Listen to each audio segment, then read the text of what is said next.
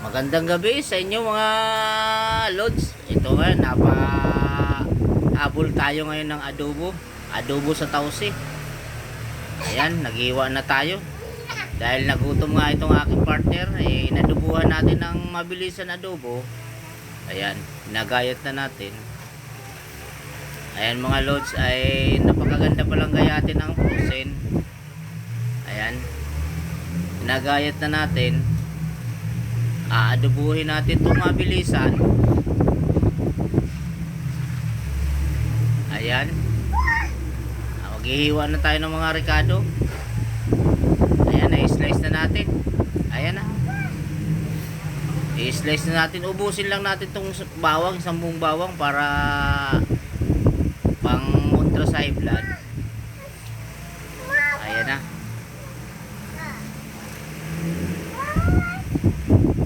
Talagang ako'y matutulog na lang, ginising talaga ko para mag-adobo.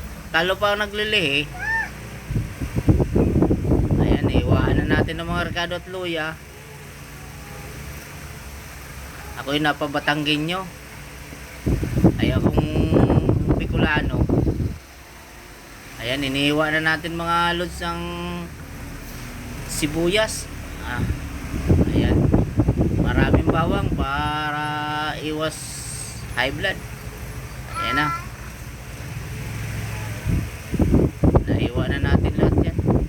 Pagpainit na tayo ng kawali ng mantika at igigisa na natin.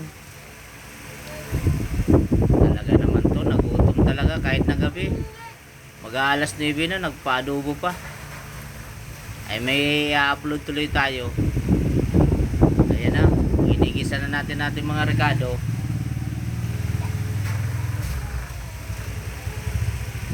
Shoutout pala dyan sa ating mga solid supporter, sa ating mga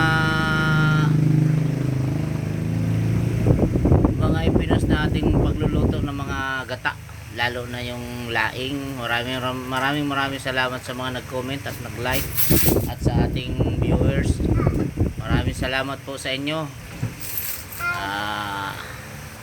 At sa ating viewers at nag-like din sa ginataang papaya at ginataan laing at ating ginisang upo. Maraming salamat. Ayan na, halo-haloin na nga natin yung ating madaliang adobo. Ito yung adobong walang halong gulay na to, walang patatas, puro lang.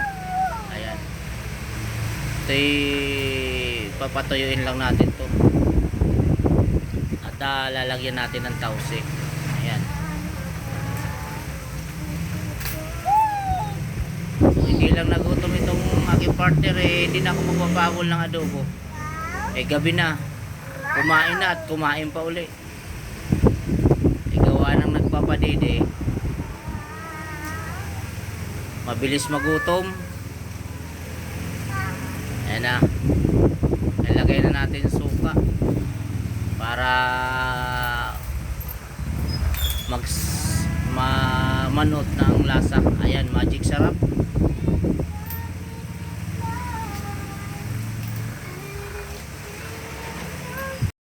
Ginigisa na natin, nilagay na natin ang mga pampalasa.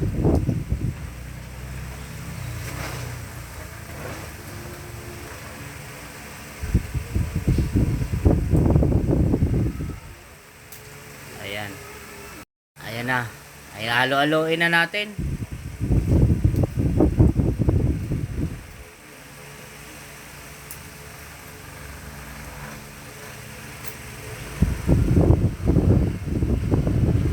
Adobo sa tausi. Ayan, ayan na, haluin na natin ulit. Pag natuyot na yan, ilalagay na natin yung tausi. Natuyo na. Ayan, pinapalambot pa natin sa suka at tuyo. Shout out dyan sa ating mga mahilig sa adobo. Masarap sa adobo talaga itong may taba-taba, mga lods. Talagang nakakatakam. Ayan na, halo-haloin natin ulit. Ayan, Kailangan yan medyo patuyo na. Patuyot na dahil dyan na nanunuot yung kanyang lasa at nangangamoy na ang ating paminta at laurel. Ang adobo nga pala laging may paminta. Ayan na, inilagay na natin ang tausi. Medyo maalat ang tausi kaya wag na kayo mag-aasin mga par.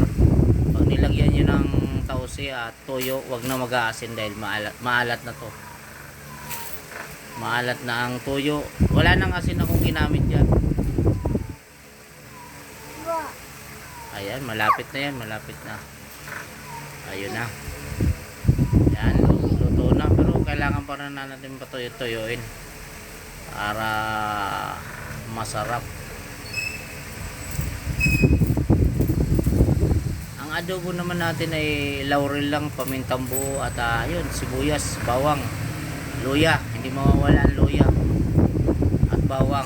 Masarap sa adobo, maraming bawang. Ayan, luto na yan mga parts. Ayan, pwede pang patuyuin, depende na lang sa inyo kung anong kuha nyo. Ayan, luto na. Ayan.